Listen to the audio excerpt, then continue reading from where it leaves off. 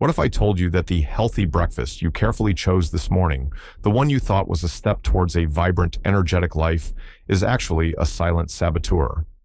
What if that very meal, intended to nourish and sustain you, is instead methodically pushing your blood sugar to dangerous heights, inching you closer to a future clouded by diabetic complications? It's a shocking thought, I know. For many of my patients over 60, it's a devastating realization. They come to my clinic in San Diego, confused and disheartened. They show me their food diaries, meticulously tracking what they believe is a model diet, yet their A1C levels, that crucial 3-month average of blood sugar, continue to creep upwards. They are trapped in a cycle of trying their best, yet seeing their health slip away. My name is Dr. Robert Anderson, and for over 3 decades, I've dedicated my career to geriatric medicine, focusing on the unique health challenges that we face as we enter our golden years. I've seen firsthand the confusion and fear that a diagnosis of prediabetes or type 2 diabetes can bring. A common myth I encounter daily is the belief that simply avoiding desserts, candy, and soda is enough to manage blood sugar, if only it were that simple. The truth, which the big food companies don't want you to know, is that some of the most treacherous culprits are lurking in foods we've been told are wholesome, sensible choices. They are dietary wolves in sheep's clothing, hiding in plain sight on your kitchen counter and in your pantry. Today, we are going to pull back the curtain. We will embark on a crucial journey to unmask these 7 deadly food categories that are sending blood sugar levels soaring in American seniors. This isn't about fear-mongering, it's about empowerment. It's about giving you the knowledge and the clear, actionable strategies you need to take back control of your health, to stabilize your blood sugar, and to reclaim the vitality you deserve. We will move beyond the outdated, oversimplified advice and delve into the science-backed truths that can transform your well-being. By the end of our time together, you won't just have a list of foods to avoid, you will possess a new understanding of your body and a practical roadmap to a healthier future. So, grab a cup of unsweetened tea, settle in, and let's begin this life-changing conversation. The first offender on our list is perhaps the most deceptive of all, a true master of disguise that has infiltrated millions of American breakfast tables under the guise of health and convenience. I'm talking about breakfast cereal. Walk down the cereal aisle in any supermarket, from a Publix in Florida to a Kroger in Ohio, and you'll be bombarded with boxes adorned with cheerful colors and bold claims: heart healthy, rich in fiber, made with whole grains. These labels are designed to make you feel good about your choice, to reassure you that you're starting your day on the right foot. The problem is that for most of these products, the marketing is a fantasy. The reality is that the vast majority of breakfast cereals, even the ones that aren't frosted or filled with marshmallows, are little more than bowls of rapidly digestible sugar. They are often made from pulverized, extruded grains that have been stripped of their natural fiber and nutrients. The manufacturing process renders them so fast-acting in your bloodstream that their effect on your blood sugar is often comparable to that of a candy bar. The importance of understanding this cannot be overstated. When you consume a food like this first thing in the morning, after your body has been fasting all night, you are hitting your system with a massive, unnatural glucose surge. Your pancreas is forced to work overtime, pumping out a flood of insulin to try and manage the deluge. This leads to a rapid spike in blood sugar, followed by an inevitable and often brutal crash a couple of hours later. This crash leaves you feeling tired, foggy-headed, and inexplicably hungry for more carbohydrates, setting you up for a vicious cycle of sugar spikes and cravings throughout the day. Over months and years, this relentless assault on your metabolic system can lead to insulin resistance, the hallmark of type 2 diabetes, where your body's cells no longer respond effectively to insulin's signal. I had a patient, a wonderful 68-year-old gentleman named Arthur from Austin, Texas, who was eating a bowl of healthy bran flakes every single morning. He couldn't understand why his blood sugar was always highest before lunch. He felt like a failure. When we finally swapped his cereal for a simple, effective alternative, his life changed. So, what is the solution? It's about choosing a breakfast that prioritizes protein, healthy fats, and fiber, the 3 pillars of blood sugar stability. Instead of that bowl of processed flakes, I want you to try one of these simple, delicious, and far superior options. Option 1, 2 or 3 eggs, scrambled with a handful of spinach and a sprinkle of cheese. The protein and fat from the eggs will provide sustained energy and keep you full for hours. Option 2, A bowl of plain, full-fat Greek yogurt topped with a small handful of fresh berries and a tablespoon of chopped walnuts or chia seeds. The yogurt is packed with protein, the berries provide gentle fiber and antioxidants, and the nuts offer healthy fats. Option 3. If you truly love a warm bowl of something in the morning, switch to steel-cut oatmeal. Unlike instant oats, steel-cut oats are minimally processed and digest much more slowly, providing a gentle, sustained release of energy. Prepare it with water or unsweetened almond milk and stir in a spoonful of almond butter and a dash of cinnamon for flavor. The difference you will feel in your morning energy and see in your glucose readings will be astonishing. If this first point has already opened your eyes to a hidden danger in your pantry, and if you find this information helpful, please let me know by typing the number 1 in the comments section below. If you didn't find it useful, type 0. Your feedback is invaluable and helps me create better content for you. Next, let's talk about a staple of the American diet, an item so ubiquitous it's found in nearly every sandwich, alongside every breakfast plate and in every bread basket. I'm referring to white bread, bagels, and most other products made from refined white flour. For many of us, especially those who grew up in the mid-20th century, white bread was simply bread. It was soft, it was convenient, and it was everywhere. The problem lies in how it's made. To create that pristine white color and soft texture, manufacturers strip the wheat kernel of its two most nutritious parts: the bran, which contains the fiber, and the germ, which holds the vitamins, minerals, and healthy fats. What's left is the starchy endosperm, which is then pulverized into a fine flour. This process creates a product that your body digests with frightening speed. From a metabolic standpoint, eating a slice of white bread is not dissimilar to eating a spoonful of table sugar. It requires almost no work from your digestive system to break it down into glucose, which then floods directly into your bloodstream. The importance of recognizing this threat is paramount. This rapid glucose absorption triggers the same aggressive insulin response we discussed with cereal, but it goes deeper. Because these foods lack fiber and protein, they have a very low satiety factor, meaning they don't make you feel full. Have you ever noticed how you can eat 2 slices of white toast and feel hungry again an hour later? That's not your imagination. Your body burned through that cheap fuel instantly and is now demanding more. This leads to overeating and a constant state of metabolic stress. A bagel, which many people consider a reasonable breakfast choice, can be even worse. A single large New York-style bagel can have the same carbohydrate impact as 4 or 5 slices of white bread. It's an absolute sugar bomb that will send your glucose readings into the stratosphere. I once worked with a patient, a lovely retired teacher from Chicago named Carol, who loved her morning bagel with a smear of cream cheese. She was exercising and avoiding desserts, but her blood sugar was out of control. The bagel was her blind spot, the hidden culprit undermining all her other hard work. The solution here isn't about giving up sandwiches or toast forever. It's about making a crucial upgrade. You must become a label detective. When you're at the grocery store, I want you to ignore the claims on the front of the package like "made with whole wheat" and turn it over to read the ingredients list. The very first ingredient should be 100% whole wheat flour or 100% whole grain flour. If it says enriched wheat flour or just wheat flour, put it back on the shelf. That's just white flour in disguise. Look for breads that have at least 3 to 4 grams of fiber per slice.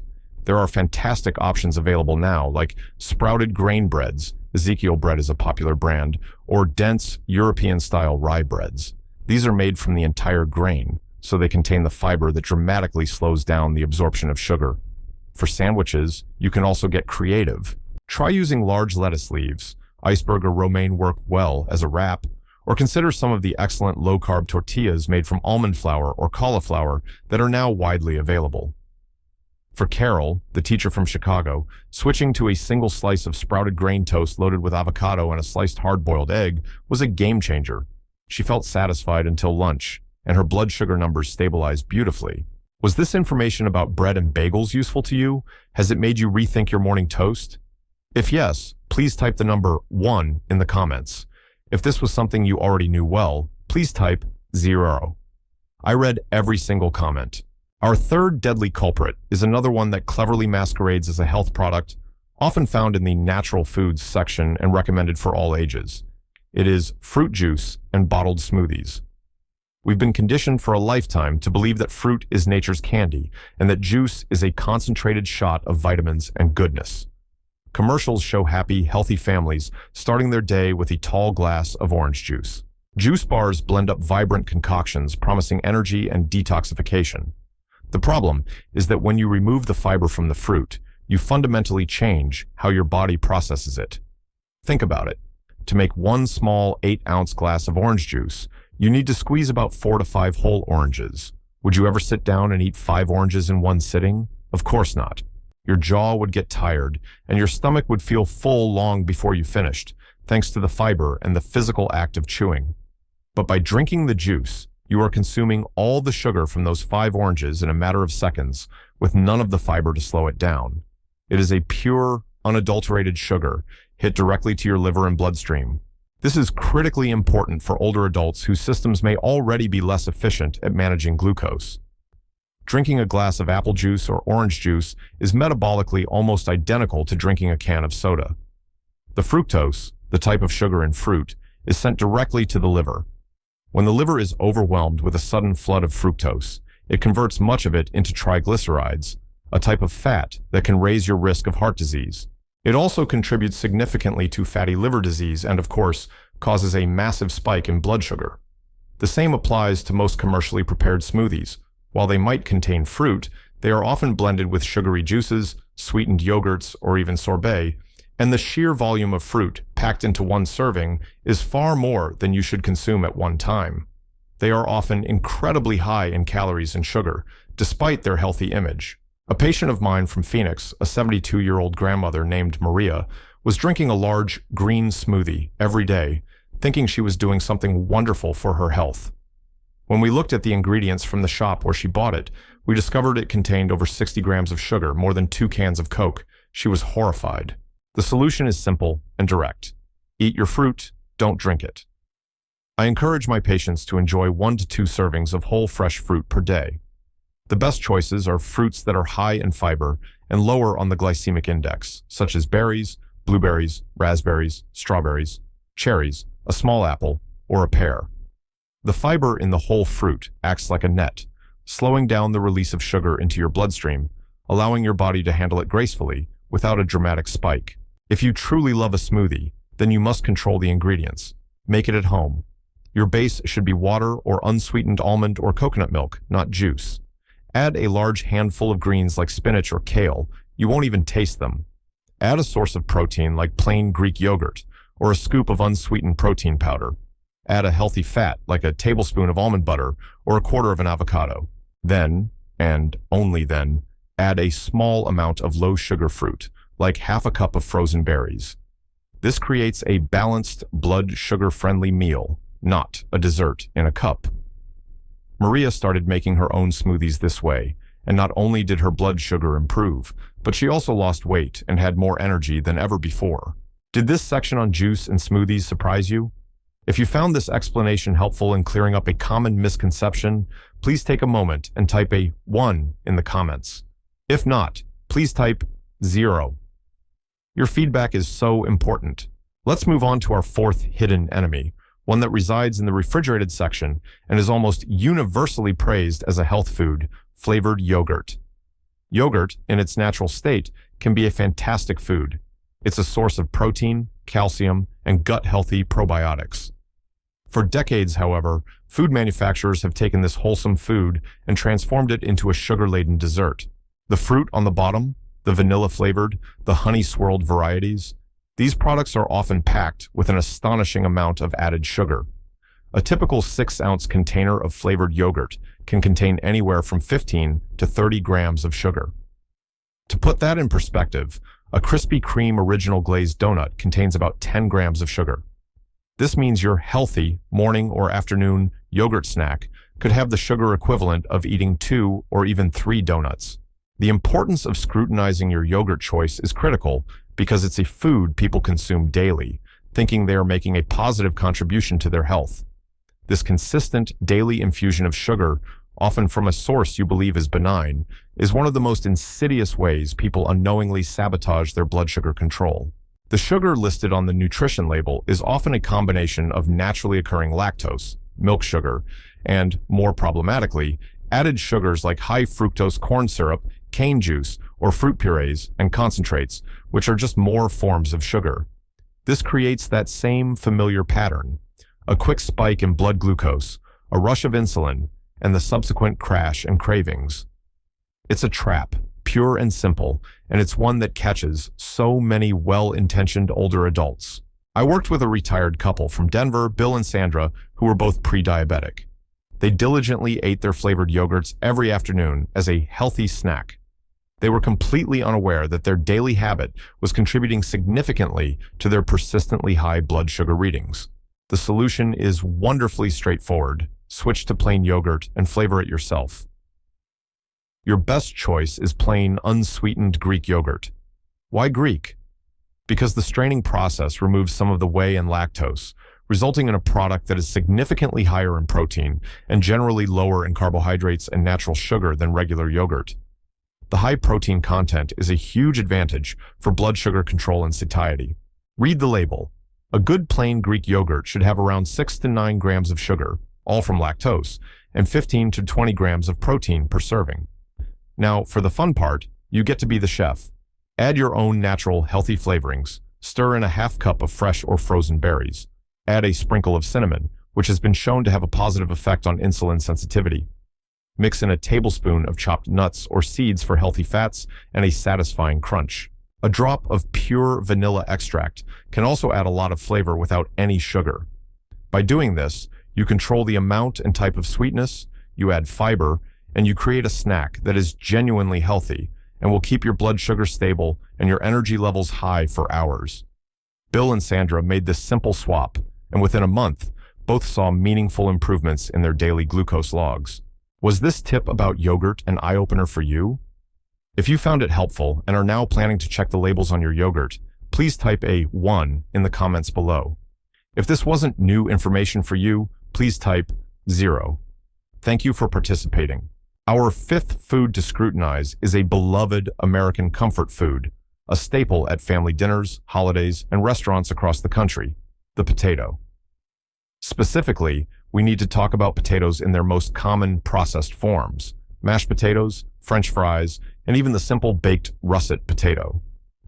Potatoes are a starchy vegetable, which means they are very high in carbohydrates that break down quickly into glucose. The russet potato, the most common variety used for baking and mashing, has a very high glycemic index, meaning it raises blood sugar very rapidly, often even more so than white bread. When you mash a potato, you break down its cellular structure, making the starch even more readily available for quick digestion. And when you fry it, you're not only getting the massive blood sugar spike, but also adding unhealthy inflammatory fats and a huge number of calories. The reason it's so important to be mindful of potatoes is their portion size and preparation method. It's very rare for someone to eat just a few bites of mashed potatoes or a small handful of fries.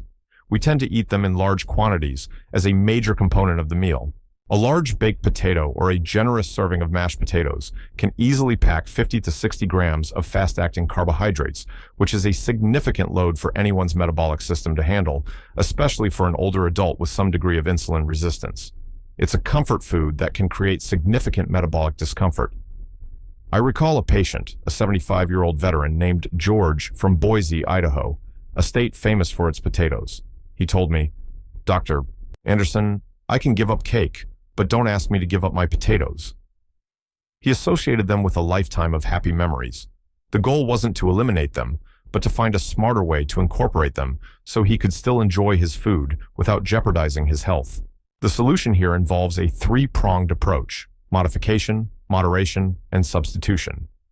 First, modification. If you are going to eat a potato, eat it with the skin on. The skin contains valuable fiber that will slightly slow down glucose absorption.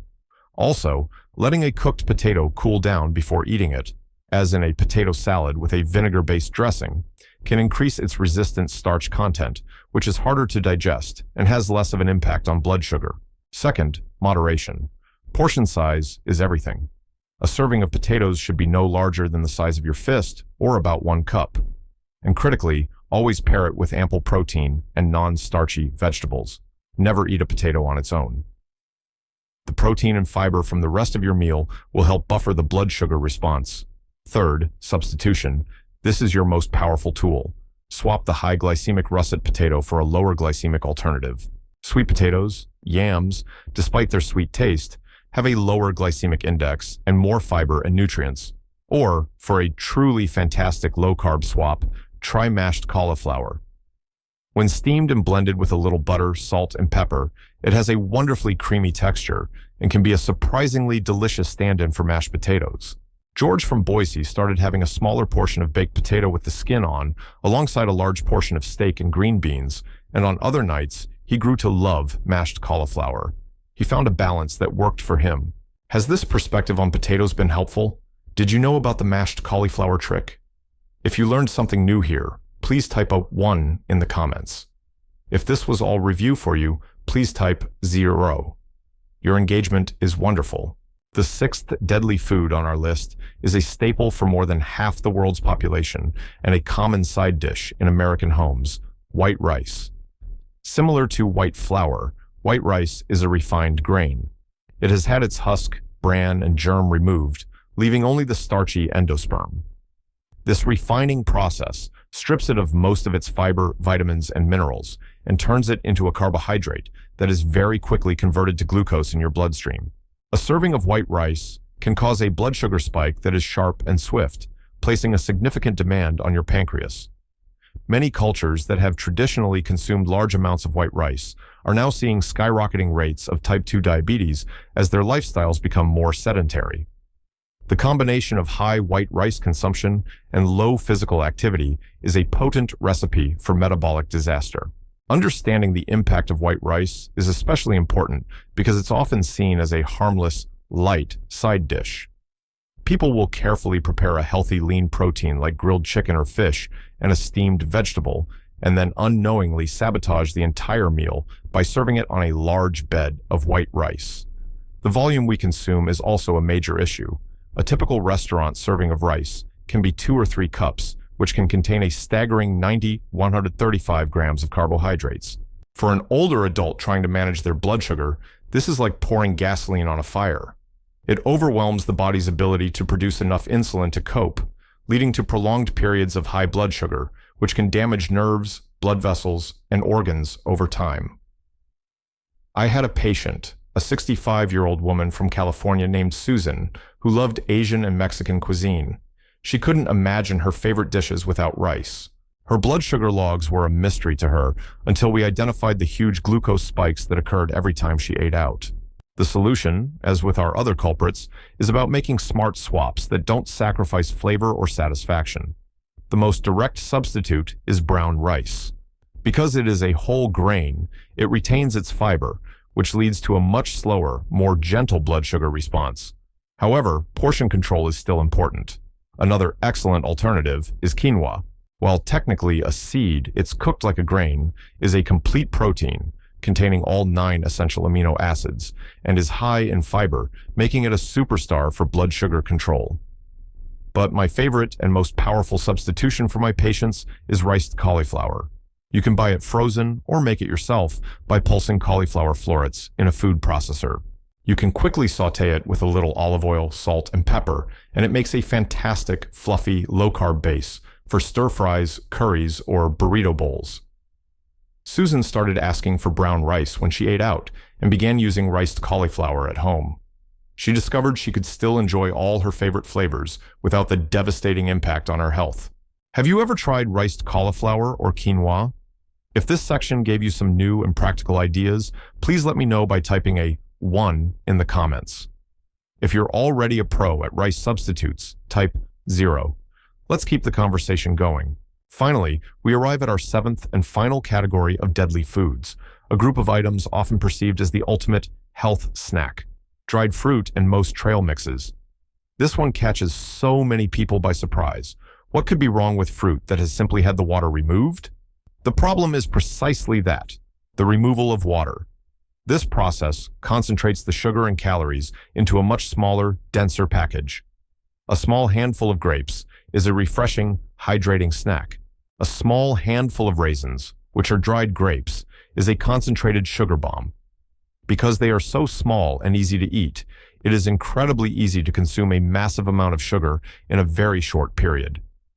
A small 1.5-ounce box of raisins, for example, contains nearly 30 grams of sugar. There is no water and very little bulk to fill you up, so you can eat them by the handful without feeling satisfied. The importance of recognizing this danger cannot be stressed enough, especially when it comes to prepackaged trail mixes. People grab them at airports or before a hike, thinking they are making a healthy choice. But most commercial trail mixes are a disastrous combination for blood sugar. They typically contain dried fruits like raisins, cranberries, which are almost always sweetened with extra sugar, and dates mixed with nuts that are often roasted in unhealthy oils and coated in salt or sugar, and sometimes even tossed with candy pieces like M&Ms or yogurt-covered pretzels. It's a high-calorie, high-sugar, high unhealthy fat concoction that will send your blood sugar on a wild roller coaster ride. It's the opposite of the stable, sustained energy you need. I had a patient, a very active, 70-year-old retired park ranger from Colorado named David, who was an avid hiker. He always took a bag of trail mix with him and couldn't figure out why he would bonk or crash halfway through his hikes, feeling suddenly weak and shaky. It was the classic blood sugar spike from his snack, followed by a precipitous drop. The solution is to either give up dried fruit entirely in favor of fresh fruit, or to use it with extreme caution and precision. If you must have it, the portion should be no more than 2 tablespoons, and it must be paired with a good source of protein and fat, like a handful of raw, unsalted almonds or walnuts, to buffer the sugar hit. The better solution is to create your own blood sugar-friendly trail mix.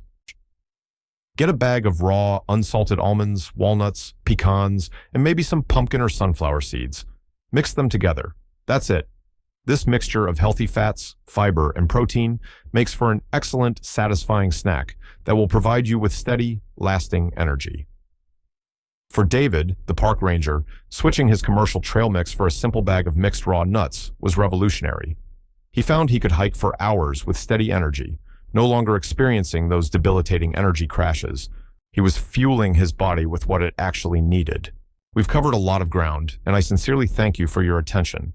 If this final point about dried fruit was a revelation for you, please type a Yasa1 in the comments. If you were already wary of these sugary snacks, type 0. We've journeyed together through the grocery store, unmasking the 7 deadly food categories that are hiding in plain sight and silently sabotaging the health of so many older Americans. The sugary breakfast cereals, the refined white breads and bagels, the deceptive fruit juices and smoothies, the candy-like flavored yogurts, the high glycemic potatoes, the starchy white rice, and the concentrated sugar bombs of dried fruit. The common thread among them all is that they are processed, stripped of their natural fiber, and act like sugar in your body, demanding a violent response from your metabolic system.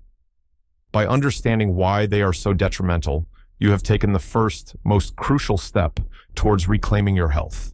But this knowledge, as powerful as it is not meant to lead to a life of deprivation.